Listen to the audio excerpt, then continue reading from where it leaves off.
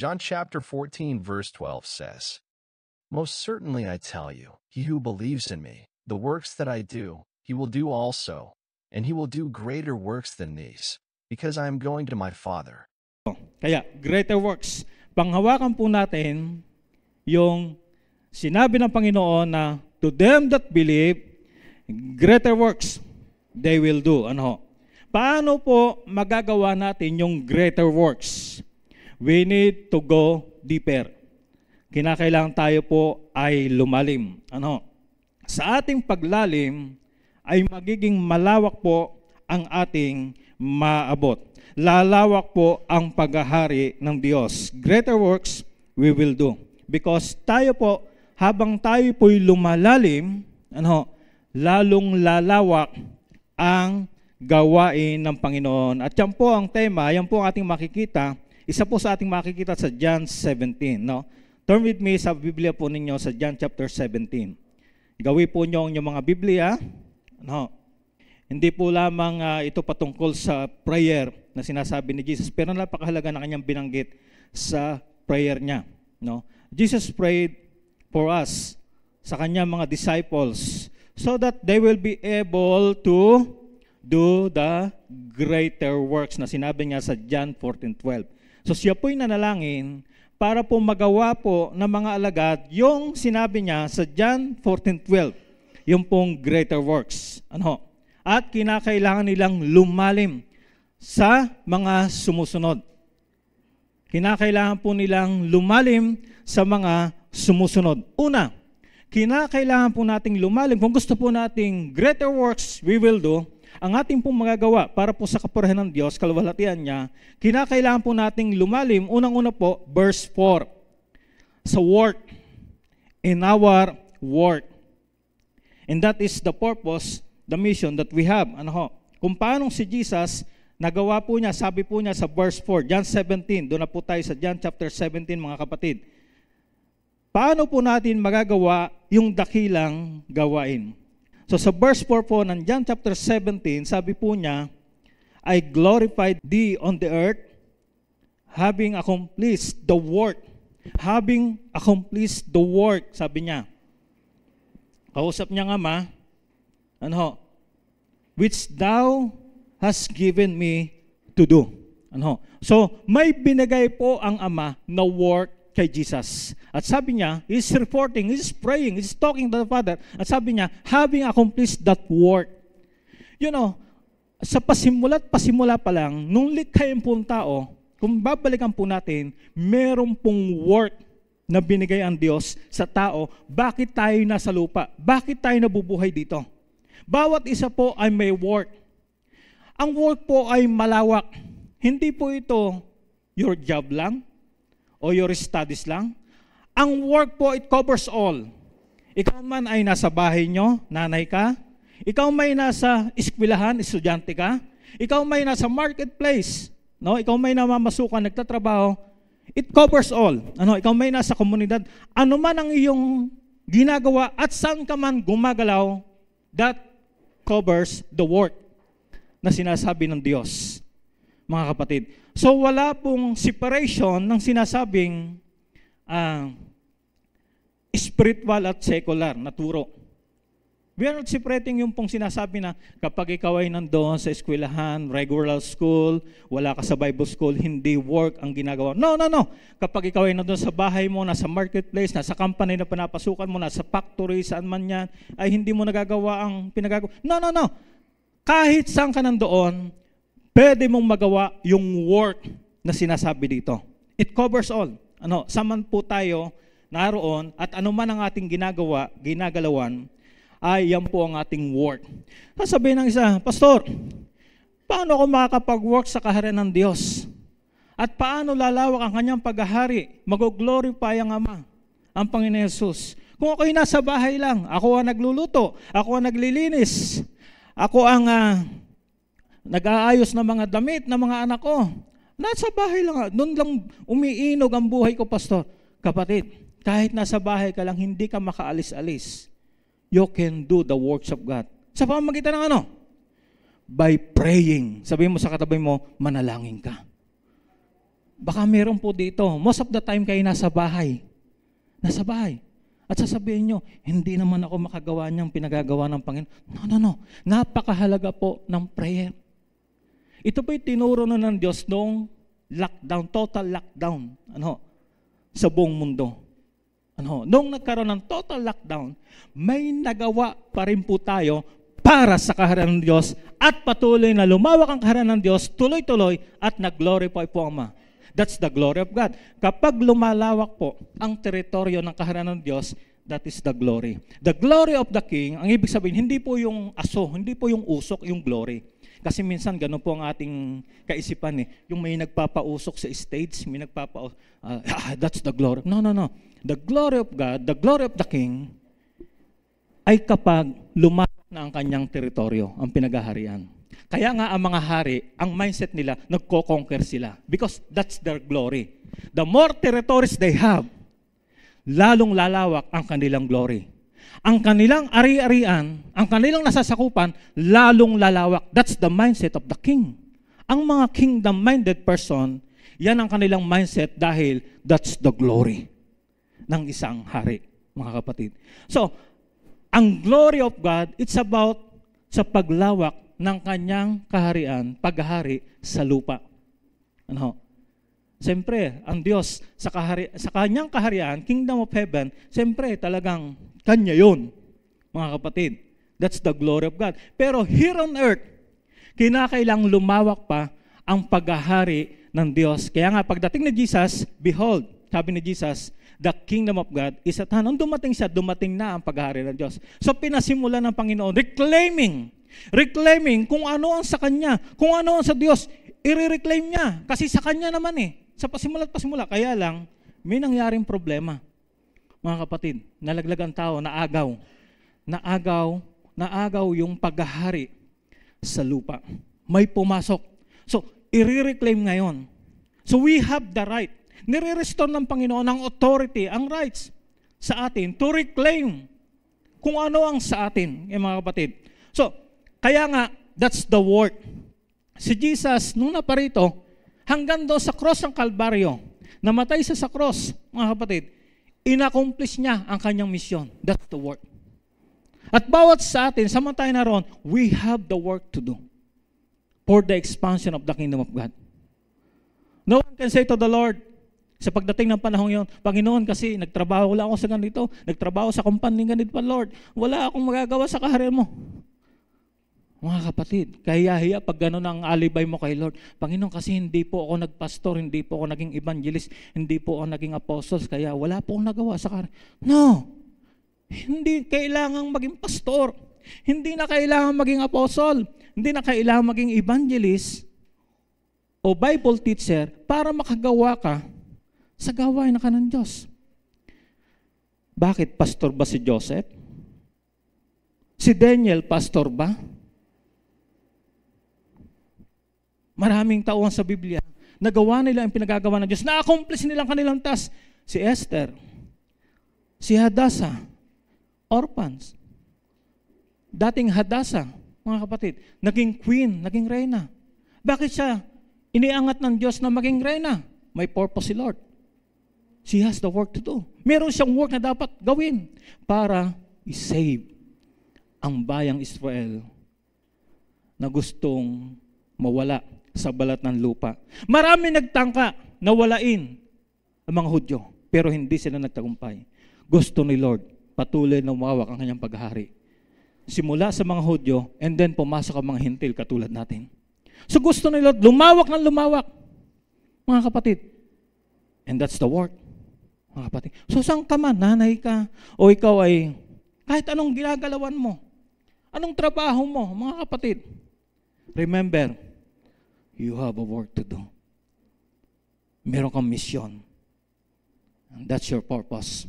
Bakit ka nag-i-exist, mga kapatid? Hallelujah. So wala pong separation ng sinasabing secular at saka spiritual. Wala po. Nagka-problema po ang Christianity nung sineparate po nila. Kaya ang mga Kristiyano, pag nagsisimba, yun, somewhat para sila nagsiserve. Ang ginagawang pagsiserve, kuha na lang, religious activities. Parang mga mga naging spiritual detoxification. Nagdi-detox. Ang prayer naging program. Ang fasting naging program. Ginagawa lang sa church. Ang pagbabasa ng Bible, ginagawa lang sa church kapag may mga gathering. Paglabas ng ganitong gusali, church building, hindi na tunutun. Hindi naging lifestyle.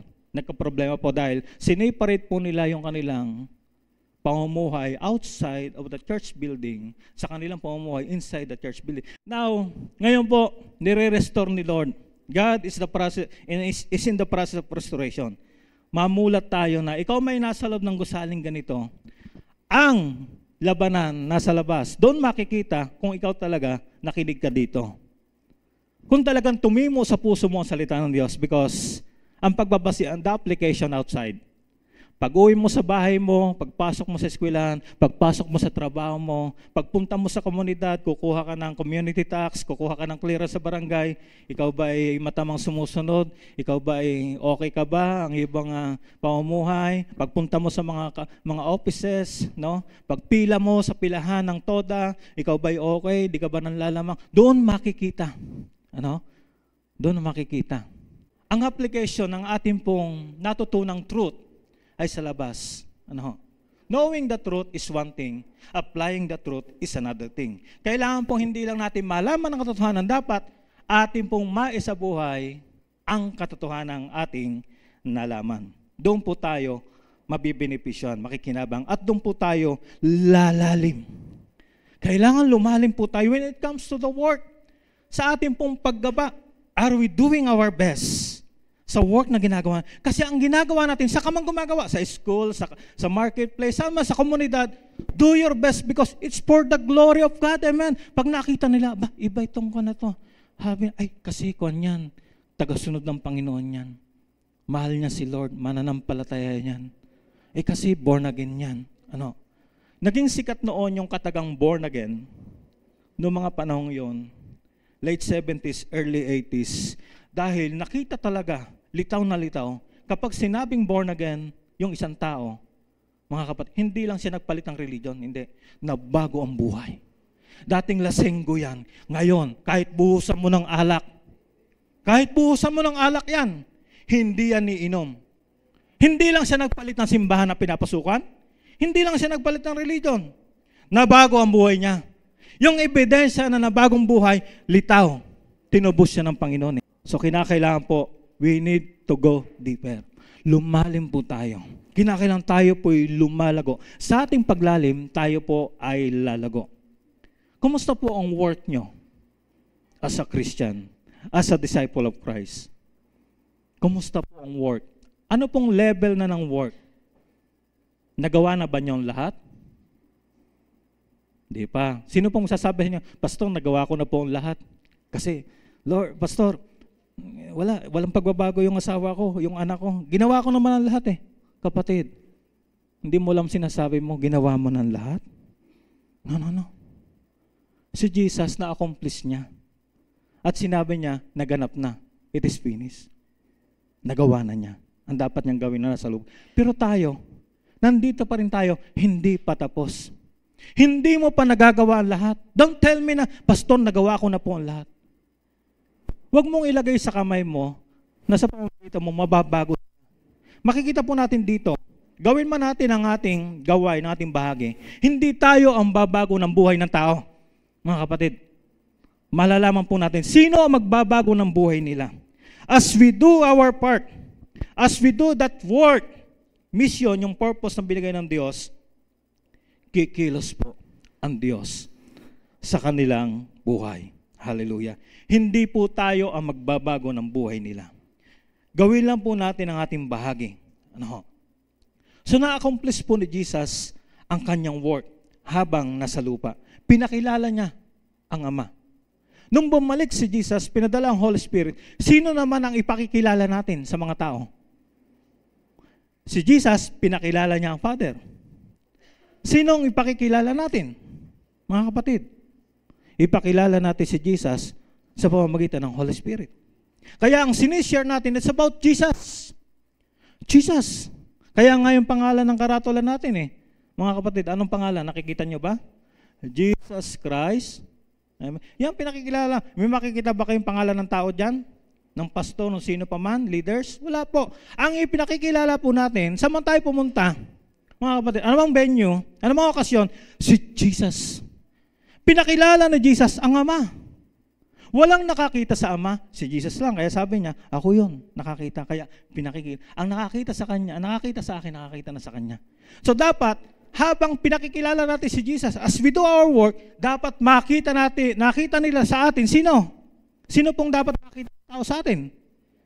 Kasi kay Jesus, ang nakakita sa akin, nakita ng Ama.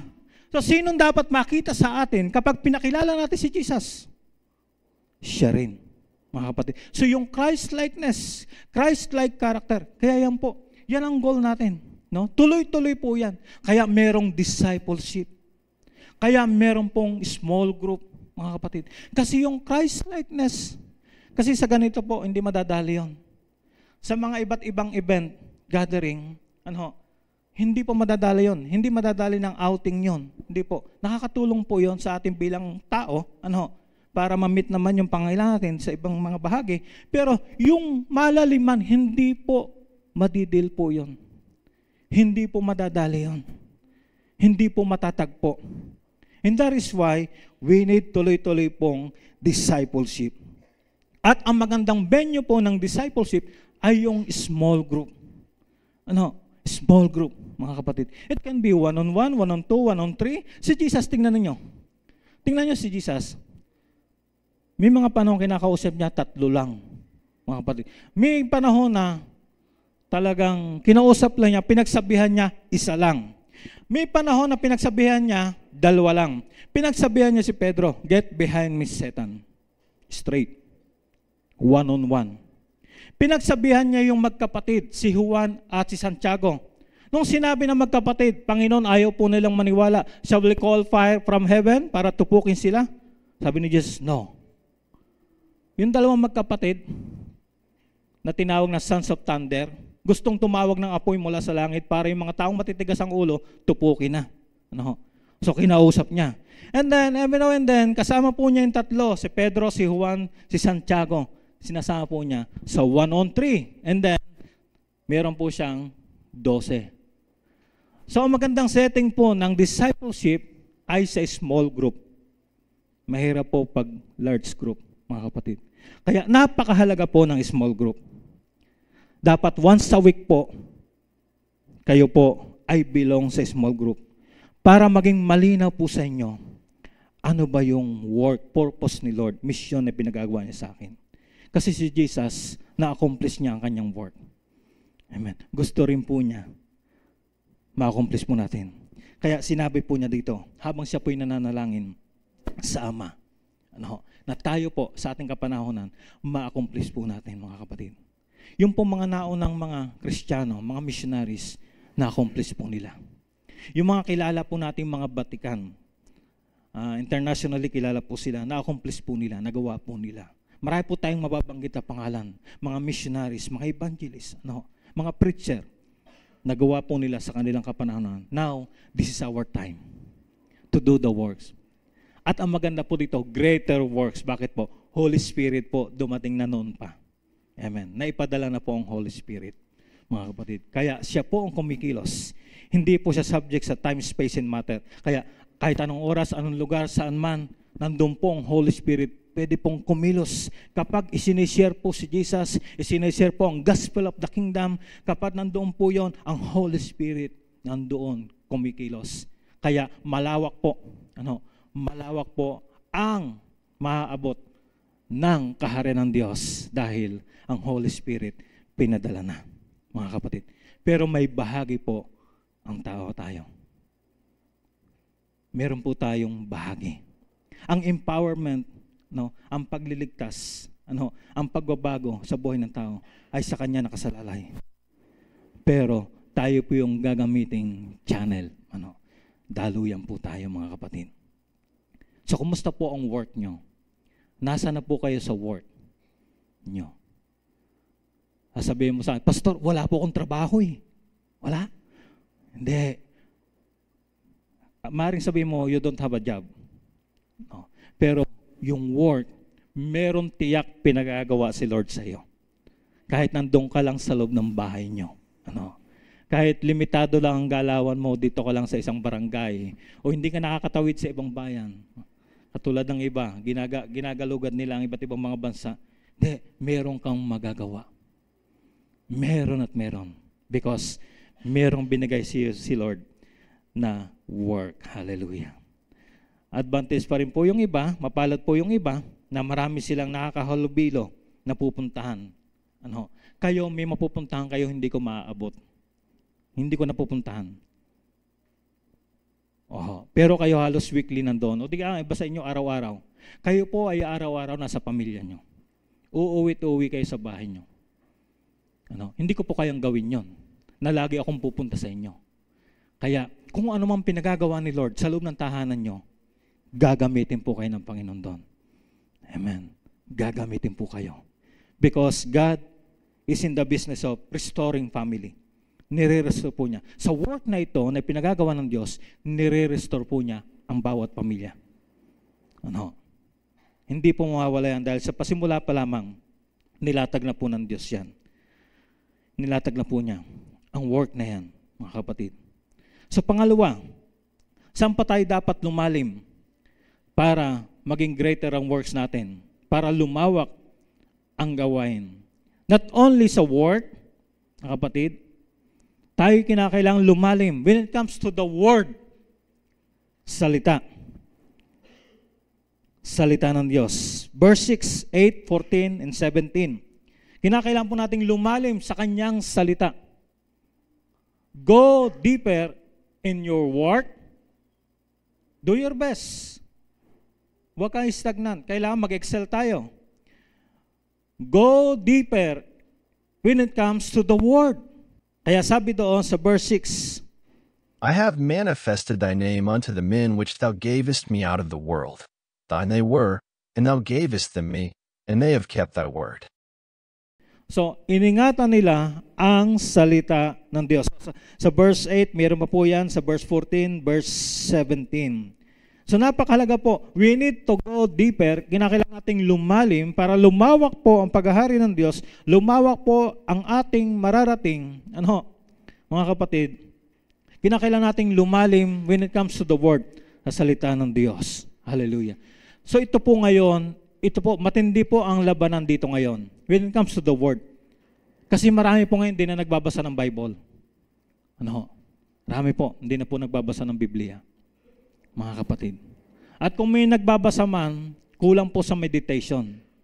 Kulang po sa time na talagang i-meditate, pagbulay-bulayan, at obserbahan, pag-aralan.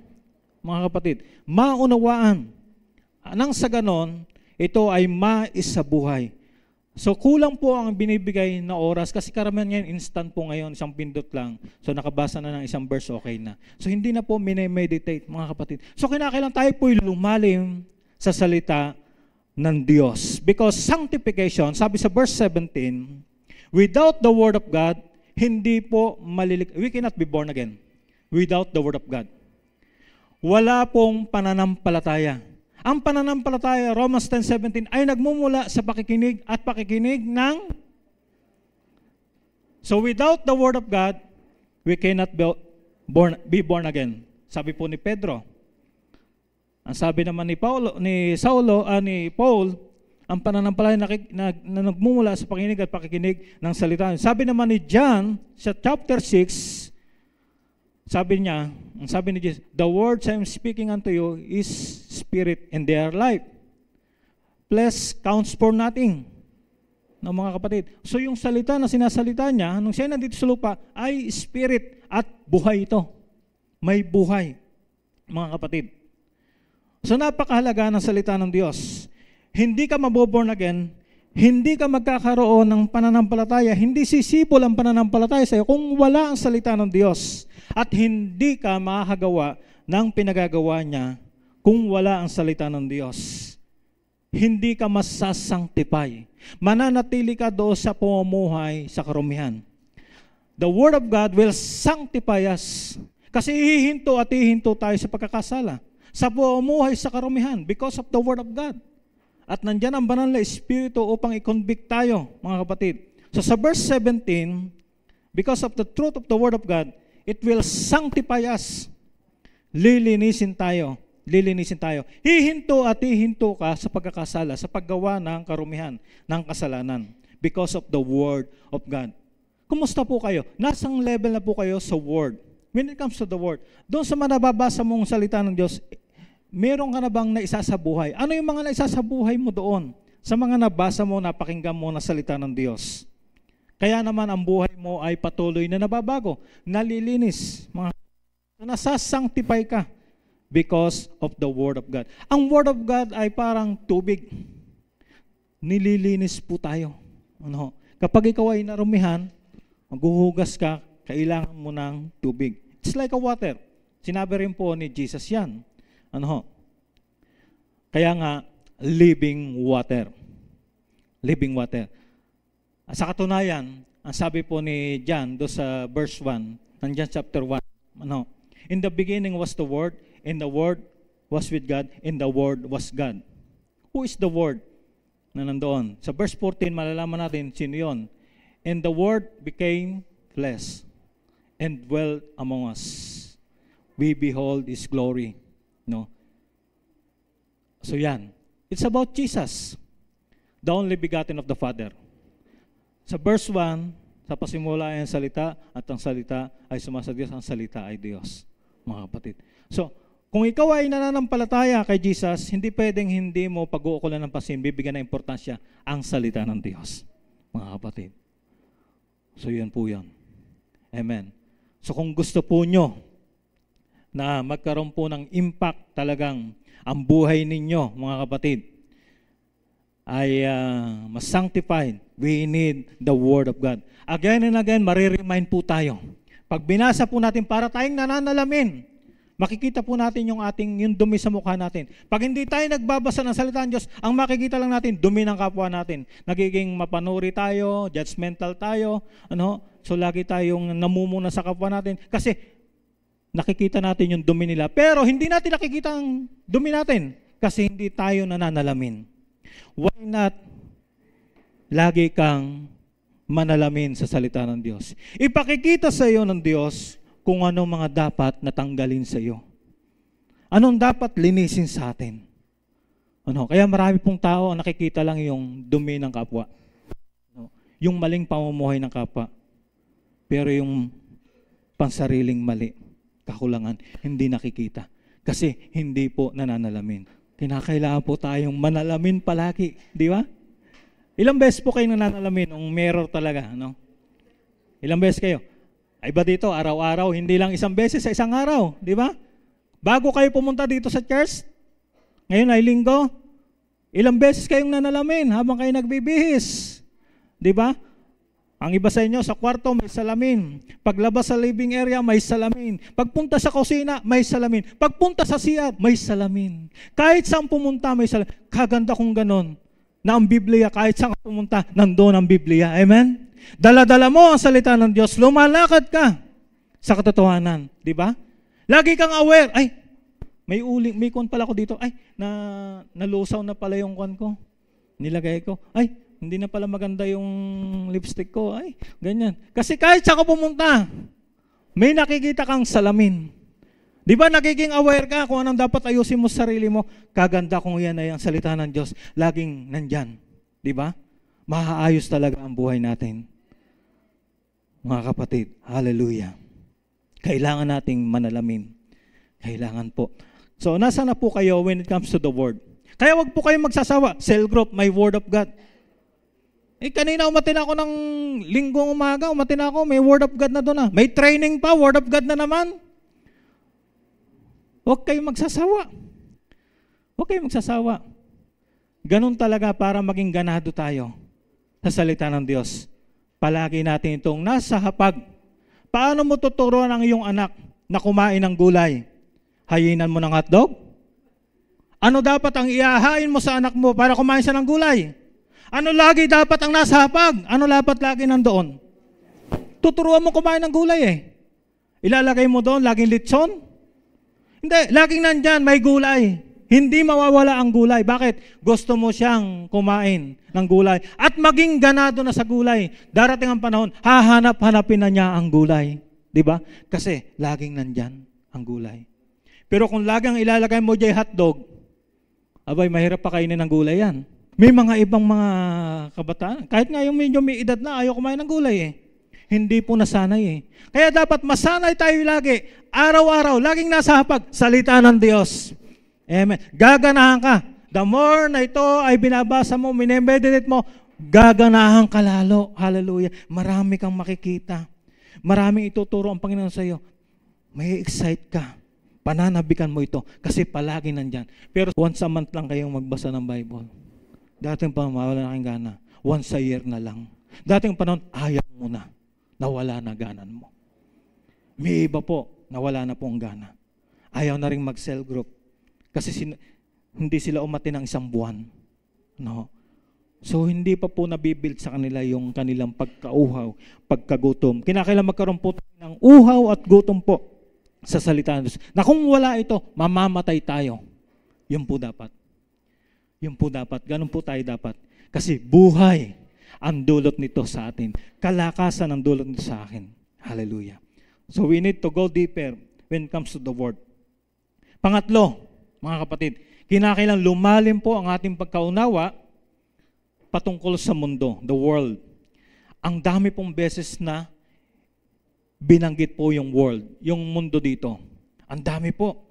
From verse 6, 9, 11, 12, 13. Hindi na po natin mabasa, napakarami. 11, 12, 13, 14, 15, 16, 18, 21, 23. Napakarami. Halos lahat ng talatang binanggit, nandun po yung world. So, kinakailangang lumalim po tayo sa world. Ang mundo po, for God so loved the world. Mga kapatid, ito po, it's the people in this world. Pero sinabi rin ni John na huwag niyong ibigin ang mundo. Ano yun? Kanina, sa 1 John 2:15 to 17, sabi niya, huwag niyong ibigin ang mundo at lahat na nandito. Tapos sa John 3:16, for God so loved the world. Ano yun? Kailan maunawaan po natin? Yung sinabi niya sa 1 John chapter 2, verse 15 to 17, don't love the world at mga bagay. It's the system. Yung sistema ng mundo. It's the affairs of the world. Kita natin yung kalakaran sa mundo. Saan ka man pumunta? Makikita nyo, huwag mong ibigin yan. Do not compromise, mga kapatid. Huwag kang makiayon sa takbo. Sabi sa Romans 12:2, makiayon sa takbo ng sanlibutan ito. We are in this world, sabi ni Jesus, we are in this world, but we do not belong to this world. Nandito tayo sa mundong to, pero hindi tayo para dito, mga kapatid. Kung paano si Jesus na parito sa mundo, pero hindi siya belong to this world. Kaya naman yung iiwan niya mga alagad, sabi niya sa Ama, they are in this world, Father, but they do not belong to this world. Dumadaan lang tayo. Hindi tayo pangmatagalang. Hindi tayo forever, for eternity dito sa mundong ito. Tayo nandito lang, pansamantala. But we do not belong. Hindi tayo para rito. Kaya huwag niyong yakapin ang mundo. Huwag niyong yakapin ang mga bagay sa mundong ito. Mga tugtugin, mga gawin, mga gawain, mga kalakaran sa mundo ito. Huwag yan ang i-embrace nyo. Because we do not belong to this world. Go deeper so that you can do greater works. Pag niyakap mo ang mga bagay sa mundong ito, you cannot do greater works. Mga kapatid, si Jesus, pinagtagumpayan niya ang mundo. In this world, sabi niya, maraming kapighatian. Maraming kapighatian. Kaya nga, sabi niya sa Ama, ang kanyang prayer, sabi niya dito, keep them from the evil one. Because the evil one can use this world. Sino ang hari ng mundong ito? The king of darkness, mundong ito. Mga kapatid, ang sabi ni Satanas nung tinutokso si Jesus, lumuhod ka sa akin, sambahin mo ako, ibibigay ko sa iyo. Dinala siya doon sa itaas. Pinakita ang ningning ng city of Jerusalem. Ang yaman, ng mundo, ibibigay ko sa iyo lahat ng ito. Mga kapatid, sinabi ni Satanas kay Jesus yon. So ginagamit po yan ng kaaway para lansihin tayo, para i-trap tayo. Yung mga bagay sa mundong ito, para i-entice tayo, gapusin tayo, mga kapatid. Nang sa ganon din natin magawa yung works of God. Pero si Jesus hindi na pailalim, hindi pa palinlang. Huwag tayong palilinlang, mga kapatid. Mahal natin ang mga tao, kung paano minahal ni Jesus sa mga tao na sa mundong ito. Kahit sila'y masama, o naman ang ginawa nila. Yung love of God, loving people, dapat nandoon. Pero wag nating mahalin yung mga gawin nila, yung gawain nila. Yung mga gawain nila na karimari-marim, hindi nagugusto ng Diyos. Huwag tayong makiayan doon. Huwag nating mahalin yon. Dapat klaro po yon. Dapat klaro po. Mahal po natin ang sinners, pero yung sin, yung kasalanan na ginagawa natin, hindi po natin mahalin. Huwag mong babadgetan yung kasalanan. Mag-budget ka sa taong minahal ng Diyos. Pero pag yung kasalanan binadgetan mo, hindi mo ginagamit ang tama, yung pinagkatiwala sa ng Diyos. Ang budget mo, huwag mong gamitin sa kasalanan, mga kapatid. Ginagamit po ang pera sa church para ma-redeem, para maabot ng ebanghelyo, yung mga sinners, mga makasalanan, mga tao. Pero hindi natin gagamitin ang budget ng church para sila'y magpatuloy sa kanilang kasalanan. Sila'y para may pambili sila ng kanilang mga wawasak sa buhay nila. So be wise, mga kapatid, in dealing with the world. Sa ating pamumuhay sa mundong ito, kinakailangang maging wise po tayo. Hallelujah. Kasi gusto po ng kaaway, tayo po ay maging paralyzed. Tayo'y lumpuhin para hindi tayo makagawa ng pinagagawa ng Diyos. Gagamitin po niyang world, ang mundo. Kaya sabi ng Panginoon, what shall it profit a man if he gain the whole world? Ngunit mapahamak naman ang kanyang kaluluwa. So panghuli na po, mga kapatid. We must go deeper. Panghuli. Hallelujah. Ito po ang maganda panghuli. Basahin po nyo, number 4. 1, 2, 3, go. Pag hindi ka napawaw dyan, grabe ka naman. Hallelujah. Ito po panghuli. No, wow. Ano ba yung wow, Pastor? Intimacy. Hindi lang po nanalangin si Jesus sa unity. Ginamit po niyang illustration yung pagiging isa nila ng Ama at siya. No? Na naway magkaroon din ng ganong spirit yung mga alagad na maging isa rin sila. Hindi lang po nanalangin about unity. Ang kanyang panalangin is about intimacy. Ito po, napakahalaga. The foundation of unity is intimacy. Kapag wala pong intimacy, mawawasak po yung unity. Hindi po tatagal ang unity sinasabi. Kapag hindi ka intimate ang relasyon mo sa Diyos, hindi ka makikipag-unite sa Diyos. Kaya hindi mo ginagawa yung pinagagawa niya. Hindi kayo united sa misyon, sa anumang bagay. Bakit? Hindi intimate ang iyong relationship sa Kanya. Kinakailangan yung relasyon sa Kanya maging intimate para yung unity mo, yung pakikiisa mo when it comes sa pinagagawa ng Diyos. Bakit ang iba ayaw sumama? Ay, ako sumali dyan. Kayo na lang. Ay, kung tayo, mag-cell group tayo. Ay, ayoko, kayo na lang. Busy ako. So, hindi ka makikisali. Hindi ka makikjoin. Bakit? You're not intimate. Your relationship to God is not intimate. So, you will not have unity. Hindi ka makikjoin. Halika, mag-prayer tayo. Ayoko. Halika, mag-fasting tayo. Ayoko, kayo na lang. Grabe, baka mamatay ako dyan. Ha? Hindi mo naunawaan kasi malayo ka sa Diyos. You're not intimate in your relationship with God. Kahit matagal ka na, pag hindi intimate ang relasyon mo, tingnan nyo ito ha. Bakit sa mga anak, lalo kung marami na, bakit may iba malapit talaga ito sa nanay o sa tatay? Halimbawa, ang anak nyo marami. Hindi ito mararanasan ng kukunti lang anak, pero pag maraming anak, halimbawa kami 12. Alam mo talaga yung malapit do sa magulang eh. Intimate eh. No? Yung kanyang relasyon. Pero ang iba, parang malayo. No? Kahit malapit ang bahay sa magulang, pero parang malayo. No? Mga kapatid. So sa Diyos, pare-pares tayong sabi, Anak ng Diyos. Yes, sige na. Anak ng Diyos. Pero bakit mayroong malapit sa Diyos? Sinong malapit sa Diyos? Si Jacob o si Esau? Sinong malapit sa Diyos? Si Jacob o si... Kambal yun. Malapit si Jacob. Sa batas, si Esau ang naunang lumabas kahit kambal. Sa batas, dapat siya dahil siya ang panganay, siya talaga yung rightful owner ng blessing. Kanyang rights, nasa kanya. Pero bakit si Jacob ang nakakuha noon? Mga kapatid, malapit si Jacob. Malapit. Malapit siya. So meron po sa Bible, makikita mo, malapit si ganito sa Diyos. Bakit si ganito hindi? Bakit? Parang gano'n lang din yan sa pamilya nyo. Si ganito malapit kay nanay. Si ganito hindi. Si ganito malapit kay tatay. Ganito hindi. Mga kapatid. Pero pare-pares na anak yan Mga kapatid, ito po yung foundation ng unity. Kailangan po, gusto natin ang unity dito sa church. Na kung ano yung sinisigaw natin, yung claymore natin, no, nirarally natin. Hallelujah. Halimbawa, discipleship, nirarally natin. Ang nirarally natin, prayer, ano pa, fasting, ano pa, training, equipping, winning.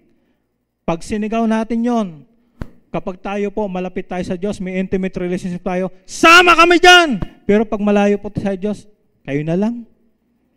Hindi na po nakakapagtaka. Yung iba hindi sumasama. Kaya naman kami nagpipray, hindi kami naiinis. Amen.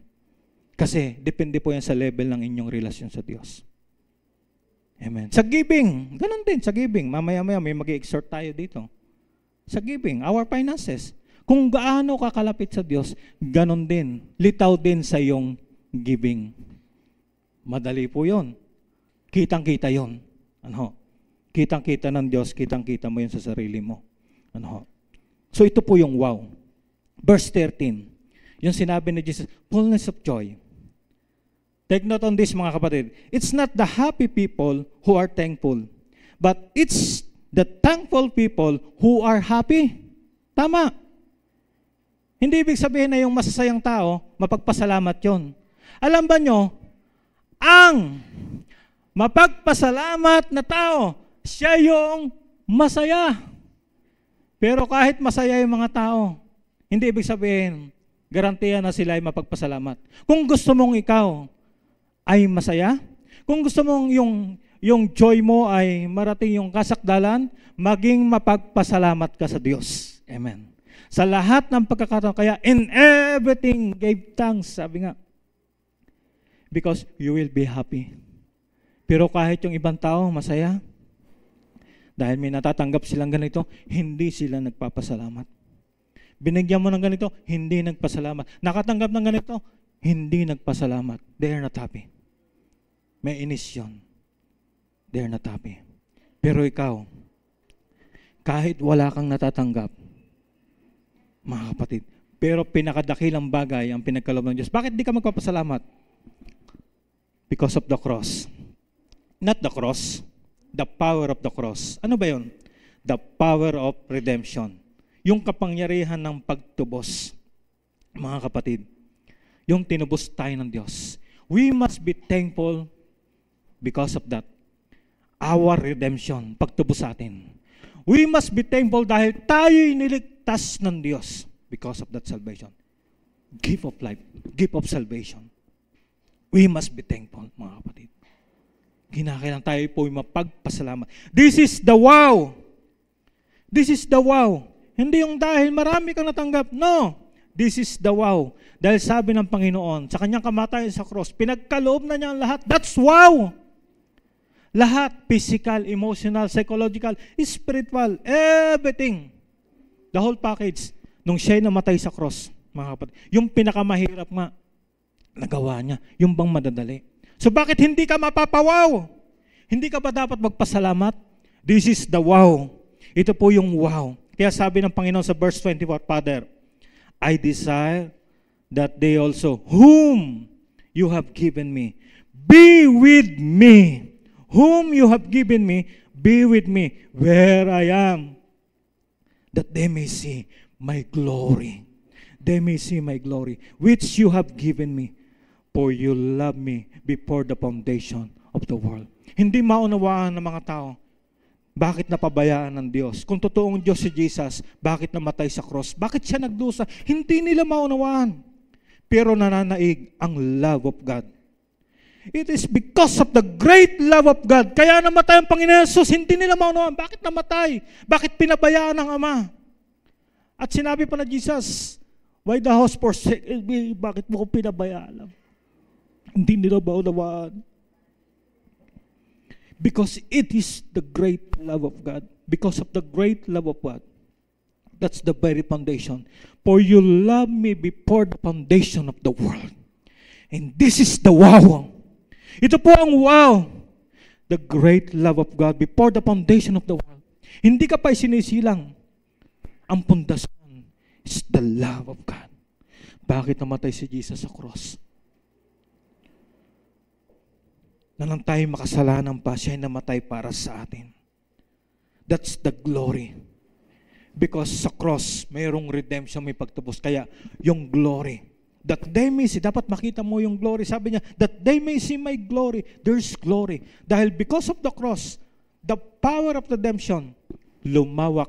Marami pong nakatanggap ng kaligtasan, ng kapatawaran. That's the glory. That they may see the glory.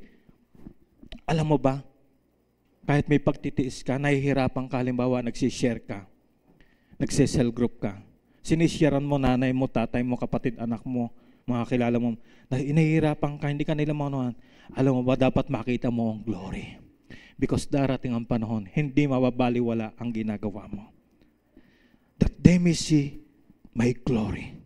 Because the power of the cross, merong power of redemption. May pagtubos. Kaya ang glory ng Diyos lumalawak. Dahil kapag may natutubos, may naliligtas, dumadami ang pinaghaharian ng Diyos. And that they may see the glory. Makita nila ang kaluwalhatian. Yan po ang kaluwalhatian, mga kapatid. It's not that tatanggap ka ng mga medalya, ng mga no, the glory of God. Because of the power of the cross, the power of redemption.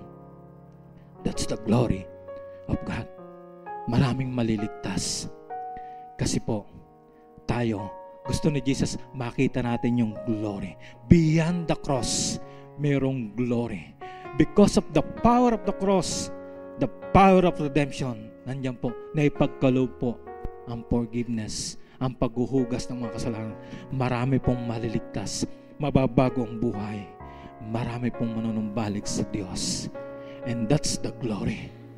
That's the glory. Siya ay dating iisa na namatay sa cross, pero dahil sa kanyang kamatayan sa cross, dumami po ang nanumbalik sa Diyos, ang nanampalataya. Dumami po ang nakatanggap ng kapatawaran, ng gift of salvation, kaligtasan. Dumami po ang natubos. Hallelujah. That's the wow. Gaano man karami ang ating kasalanang nagawa, because of the great love of God, the very foundation, sinabi dito, for you love me before the foundation. Dapat makita nila yan. So Jesus is praying for them. Dapat before the foundation, hindi ka pa sinisilang, before the foundation of the world. God loves you so much. That's the very foundation. It's love. It's love. Kahit March na po ngayon, hindi ko maiwasang banggitin to. Because love is the very foundation, mga kapatid. That's the very foundation. Gusto ni Jesus, makita ito ng kanyang mga alagad. Makita po natin. Tayo pong nanampalataya matapos po sila. Tayo pong recipient ng kanyang pagpapatawad. Makita po natin. Hallelujah. Hallelujah. Kaya sa araw pong ito, hindi po tayo makakapagpigil na tuloy-tuloy pong pasalamatan ng Diyos sa kanyang kadakilan, sa kanyang ginawa para sa atin. Ang kapatawaran, ang kaligtasang pinagkaloob niya sa atin, ang pagtubos na ginawa niya sa atin. Hallelujah.